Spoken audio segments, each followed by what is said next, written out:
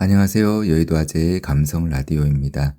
자, 오늘 우리가 함께 털어볼 주제는 이름만 들어도 가슴 한구석이 웅장해지다 못해 저릿해지는 조합입니다. 한국 영화계의 거장 박찬욱 감독, 그리고 수식어가 필요 없는 배우 이병헌과 손예진, 이 셋이 뭉쳤다는 것만으로도 게임 끝 아니겠어요? 바로 영화 어쩔 수가 없다 이야기입니다. 여러분, 일단 제목부터 우리 같이 한번 씹고 뜯고 맛을 봅시다. 어쩔 수가 없다. 이거 평소에 우리가 언제 쓰나요? 숙제 안 했을 때? 다이어트 중에 치킨 시켰을 때? 보통 내 의지로는 도저히 빠져나갈 수가 없는 막다른 골목에 몰렸을 때 내뱉는 비명이자 체념이죠. 그런데 박찬욱 감독이 왜 하필 이 무력감 넘치는 문장을 제목으로 골랐을까요? 그 뒤에 숨겨진 인간의 지독한 심리와 전문가들의 소름돋는 해석, 그리고 우리가 미처 몰랐던 이 영화의 뼈 때리는 질문들을 지금부터 원테이크로 아주 찰지게 풀어보겠습니다. 자, 채널 고정하시고 귀는 쫑긋 세워주세요. 먼저 이 영화의 뼈대를 살펴봐야겠죠. 이 작품은 원래 미국의 추리소설가 도널드 웨스트레이크의 X라는 소설을 원작으로 하고 있어요. 박찬욱 감독님이 무려 20년 가까이 이건 꼭 내가 만든다며 가슴에 품어왔던 인생 프로젝트라고 합니다. 주인공 만수, 그러니까 이병헌 분을 한번 떠올려 보세요. 25년 동안 제지 회사에서 종이만 만지며 성실하게 살아온 우리 주변에 흔히 볼 수 있는 평범한 K 가장입니다. 그런데 어느 날 갑자기 날벼락이 떨어져요. 구조조정이라는 이름의 칼바람에 목이 날아간 거죠. 처음엔 나 정도 경력이면 금방 재취업하겠지 싶었는데 웬걸요? 2년이 지나도록 백수 신세입니다. 여기서부터 인간의 생존 본능이 광기로 변하는 지점이 나옵니다. 만수는 생각해요. 내가 재취업을 못하는 이유는 내 실력이 부족해서가 아니라 나보다 잘난 놈들이 그 자리를 차지하고 있기 때문이다. 그래서 결심합니다. 경쟁자들을 하나씩 제거하기로요. 여러분, 이게 말이 됩니까? 취업하려고 살인을 한다? 여기서 전문가들은 전위된 공격성이라는 심리에 주목합니다. 나를 자른 거대 기업이나 사회 시스템은 너무 거대해서 싸울 엄두가 안 나니까 만만한 동종업계 경쟁자들에게 화살을 돌리는 거죠. 박찬욱 감독은 이 지점을 아주 냉소적이면서도 블랙 코미디스럽게 연출합니다. 만수가 전문 킬러도 아니고 그냥 일반인이잖아요. 사람 하나 담그려고 하는데 몸은 안 따라주고 상황은 자꾸 꼬입니다. 이 과정이 funny and sad, 그러니까 소위 말하는 우픈 상황의 연속인데 관객은 여기서 묘한 카타르시스와 동시에 아주 불쾌한 뒷맛을 느끼게 됩니다. 박찬욱 감독님의 전작들을 보면 복수는 나의 것, 올드보이, 친절한 금자씨 같은 묵직한 작품들이 떠오르시죠. 하지만 감독님 본인은 스스로를 코미디 감독이라 부르곤 합니다. 이번 어쩔 수가 없다는 그 박찬욱식 유머의 정점이에요. 전문가들은 이 영화를 두고 신자유주의 시대의 잔혹 동화라고 부릅니다. 여러분, 우리 모두 무한 경쟁 사회에 살고 있잖아요. 옆집 애보다 공부 잘해야 하고 동기보다 승진 빨라야 하고.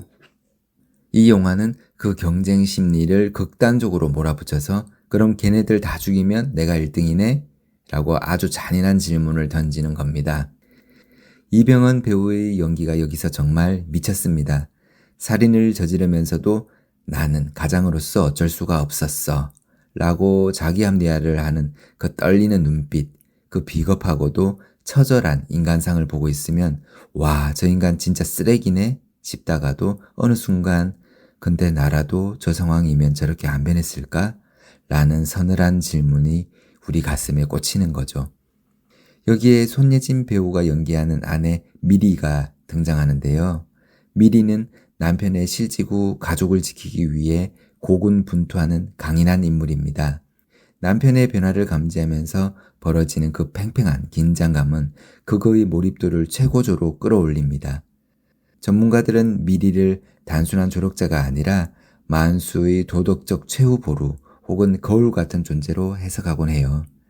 자, 여러분 조금 더 깊게 들어가 볼까요? 우리가 흔히 어쩔 수 없지라고 말할 때 그건 사실 책임을 회피하는 아주 편리한 수단이 되기도 합니다. 영화 속에서 만수는 총을 들고 경쟁자를 찾아가면서 계속 주문을 외워요. 나는 나쁜 사람이 아니야. 우리 가족을 살리려면 이 방법밖에 없어. 이건 어쩔 수가 없는 거야. 전문가들은 이 현상을 도덕적 해이의 정당화라고 분석합니다. 인간이 가장 잔인해질 때는 악마가 되었을 때가 아니라 스스로가 정의 혹은 생존을 행하고 있다고 믿을 때거든요. 박찬욱 감독은 우리 관객들에게 묻습니다. 당신의 안락한 거실, 따뜻한 밥상을 유지하기 위해 누군가는 시스템 밖으로 밀려나 희생되고 있는데 당신은 정말 결백합니까? 이 질문이 영화 전체를 관통하는 아주 묵직한 메시지입니다. 이 대목에서 영화의 미장센을 한번 짚고 넘어가야 해요. 박찬욱 감독 하면 또 비주얼 아니겠습니까? 영화 속 제지 공장의 차가운 금속성 느낌과 만수의 따뜻한 가정집의 대비가 정말 예술입니다. 전문가들은 이 차가운 기계적 공간이 만수를 부품으로 만드는 시스템을 상징한다고 봐요. 반면 만수가 사람을 해치고 돌아와 앉는 식탁은 너무나 평화롭고 따뜻하죠. 이 괴리감이 관객을 미치게 만드는 겁니다. 피냄새를 씻어내지도 못한 채 아이의 성적표를 걱정하는 만수의 뒷모습을 상상해 보세요. 박찬욱 감독은 이런 모순적인 이미지를 통해 현대인의 분열된 자아를 시각적으로 완성합니다. 중간중간 터지는 박찬욱 씨 유머는 이 비극을 더 도드라지게 합니다. 생각해 보세요. 만수가 거사를 치르기 직전에 아내로부터 자기야 저녁에 뭐 먹을래? 같은 일상적인 전화를 받는 장면 같은 거요. 한쪽에서는 피 튀기는 사투가 벌어지는데 다른 한쪽에서는 된장찌개를 끓일지 김치찌개를 끓일지 고민하는 거죠. 이 극과 극의 대비를 통해 감독은 인간 존재의 모순을 보여줍니다. 사람을 죽이러 가는 길에 오늘 저녁 메뉴를 걱정하는 인간. 이보다 더 지독한 블랙 코미디가 어디 있겠어요. 전문가들은 이를 코믹한 부조리라고 부르는데 사실 우리 삶도 가만히 들여다보면 이런 부조리 투성이잖아요. 회사에서 엄청난 스트레스를 받고 나와서도 편의점 삼각김밥 하나에 행복해하는 우리 모습처럼 말이죠. 이제 이 영화가 주는 인간 존재에 대한 근원적인 성찰에 대해 이야기해보고 싶습니다. 여러분, 우리 이 영화를 보며 단순히 와, 이병헌 연기 잘한다, 박찬욱 역시 천재다 라고만 하면 좀 아쉽잖아요. 이 작품이 던지는 화두는 인간의 존엄성입니다. 만수는 사실 제지기술자로서 자부심이 대단했던 사람이에요. 그런데 시스템은 그를 기술자가 아닌 언제든 갈아 끼울 수 있는 부품으로 취급하죠. 부품이 버려졌을 때 그 부품이 다시 기계에 끼워지기 위해 스스로 날카로운 칼날이 되는 과정. 이건 사실 우리 현대인의 슬픈 자화상이기도 합니다. 이걸 전문 용어로 소외라고 하죠. 노동으로부터 소외되고 사회로부터 소외된 개인이 자신의 존재 가치를 증명하기 위해 선택한 방법이 하필이면 타인을 파괴하는 것이라는 점이 이 영화의 가장 아픈 지점입니다. 박찬욱 감독은 인터뷰에서 이 영화는 성실한 사람의 타락을 다룬다라고 말한 적이 있어요. 악인이 악행을 저지르는 건 뉴스지만 선인이 악인이 되는 건 비극이죠. 만수의 살인은 단순히 욕망 때문이 아닙니다. 자신의 자리를 되찾고 싶다는 인간으로서의 최소한의 욕구 때문이죠. 하지만 그 방법이 잘못되었을 때 우리는 그를 여전히 인간으로 보아줄 수 있을까요? 전문가들은 이 영화의 결말이 주는 파격에 주목합니다. 박찬욱 감독은 관객에게 시원한 권선징악이나 해피엔딩을 선물하지 않아요. 대신 아주 찝찝하고 묘한 여운을 남기죠. 그 여운 속에서 우리는 깨닫게 됩니다. 어쩔 수 없다는 변명 아래 우리가 소리 없이 잃어버리고 있는 것들이 무엇인지를요. 만약 만수가 끝까지 선량한 루저로 남았다면 그는 존엄했을까요? 아니면 괴물이 되어서라도 승리한 가장이 되는 것이 존엄한 걸까요? 정답은 없습니다. 하지만 이 영화를 보고 극장을 나설 때 여러분은 거울 속의 자신을 평소와는 조금 다른 눈으로 보게 될 겁니다. 이 영화가 유독 우리 가슴을 후벼 파는 이유는 마흔수의 범죄가 탐욕 때문이 아니라 평범함을 유지하기 위한 몸부림이기 때문일 겁니다. 남들처럼 자식 학원 보내고 대출금 갚고 저녁에 아내와 맥주 한잔 마시는 그 평범한 일상을 지키기 위해 그는 비범한 악행을 저지릅니다. 박찬욱 감독은 바로 이 지점, 평범함의 폭력성을 아주 날카롭게 해부합니다. 전문가들은 이를 두고 악의 평범성에 대한 박찬욱식 변주라고 평가해요. 만수는 우리와 아주 멀리 떨어진 괴물이 아니라 내일 아침 지하철에서 마주칠 법한 우리 자신의 투영일지도 모릅니다. 조금 더 깊이 들어가서 박찬욱 감독의 연출 의도를 짚어볼까요? 감독님은 평소 윤리적 딜레마를 다루는 걸 즐깁니다. 이번 영화에서도 만수에게 감정이입을 하게 만들었다가 갑자기 그가 저지르는 끔찍한 행위를 보여주며 관객을 뒤통수 칩니다. 너 방금 저 사람 응원했지? 근데 제가 지금 하는 짓을 좀 봐. 그래도 계속 응원할래? 라고 묻는 식이죠. 이런 거리두기 기법은 관객이 영화에 매몰되지 않고 끊임없이 생각하게 만듭니다.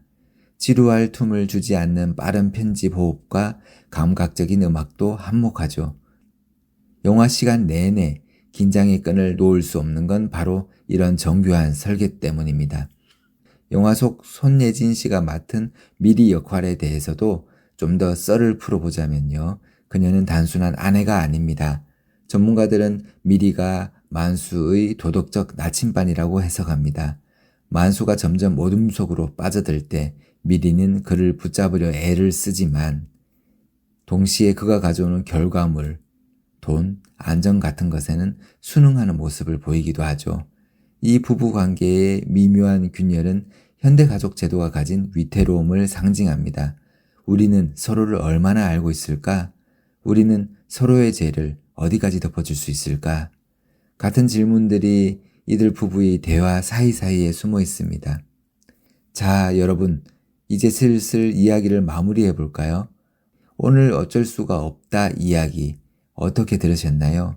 이야기가 꽤 길었지만 이 영화는 결국 선택에 관한 이야기입니다. 세상이 우리를 벼랑 끝으로 밀어넣을 때 어쩔 수 없지라며 괴물이 될 것인가? 아니면 끝까지 인간으로 남을 것인가? 물론 우리는 만수처럼 극단적인 상황에 놓이지는 않겠지만 매일 소소한 선택의 기로에 서죠. 박찬욱 감독이 차려놓은 이 화려하고도 독한 성찬을 충분히 즐기시되 그 속에 담긴 인간에 대한 질문 하나쯤은 가슴에 깊이 품고 돌아가셨으면 좋겠습니다. 이병헌 배우의 압도적인 몰입감과 손예진 배우의 단단한 연기력, 그리고 박찬욱 감독의 서늘한 연출이 만난 이 영화. 여러분 이 영화를 보고 나서 어떤 표정을 지으실지 정말 궁금하네요. 오늘 이야기가 흥미로우셨다면 여러분은 이제 이 영화를 200% 즐길 준비가 완벽히 되신 겁니다. 우리 주변에 요즘 볼만한 영화 없나? 고민하는 친구가 있으시면 이 썰을 슬쩍 공유해 주세요. 야, 이거 그냥 스릴러가 아니야. 우리 인생 이야기야. 하면서 말이죠. 마지막으로 질문 하나 던지고 가겠습니다. 여러분의 생각은 어떠신가요? 정말 어쩔 수 없는 상황이라면 여러분은 자신의 존엄성을 지키기 위해 어디까지 갈 수 있을 것 같나요? 혹은 무엇까지 포기할 수 있나요? 나는 절대 만수처럼 안 그래 라고 당당히 말할 수 있는 사회가 오기를 바라며 오늘 썰을 여기서 마치겠습니다. 댓글로 여러분의 진솔하고도 발칙한 상상을 들려주세요. 제가 하나하나 다 읽어볼 거니까요. 오늘 준비한 이야기는 여기까지입니다. 긴 시간 함께 해주셔서 정말 감사하고요. 저는 다음번에 또 여러분이 관심 있을 만한 이야기를 들고 찾아오겠습니다. 다들 행복한 밤 되세요. 안녕.